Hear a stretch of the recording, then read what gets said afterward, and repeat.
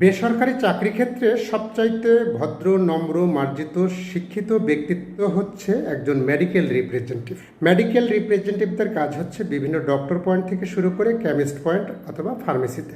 বাংলাদেশের senior doctor থেকে junior doctor সবাই এই মেডিকেল রিপ্রেজেন্টেটিভদেরকে যথেষ্ট সম্মান বা স্নেহ করে থাকেন। কিন্তু দুঃখজনক হলো সত্য যে এক শ্রেণীর ফার্মাসিস্ট বা ফার্মেসির মালিক আছেন যারা বিভিন্ন সময় ক্ষমতার বলে এই মেডিকেল রিপ্রেজেন্টেটিভদেরকে বিভিন্নভাবে হয়রানি, জুলুম, নির্যাতন, অপমান, অপদস্থ করে থাকেন। এমনকি এমনও দেখা যায় যে এই মেডিকেল রিপ্রেজেন্টেটিভদের সরলতার সুযোগ নিয়ে তারা শারীরিকভাবে লাঞ্ছিত করে থাকেন তাদের স্থানীয় ক্ষমতা বলে।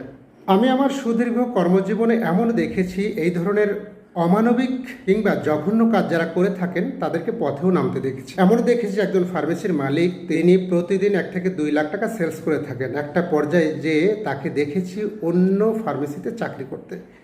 এমনও দেখেছি যে ফার্মেসিতে একজন ডক্টর বসতেন, প্রতিদিন 50 থেকে 100টা প্রেসক্রিপশন সেলস করতেন।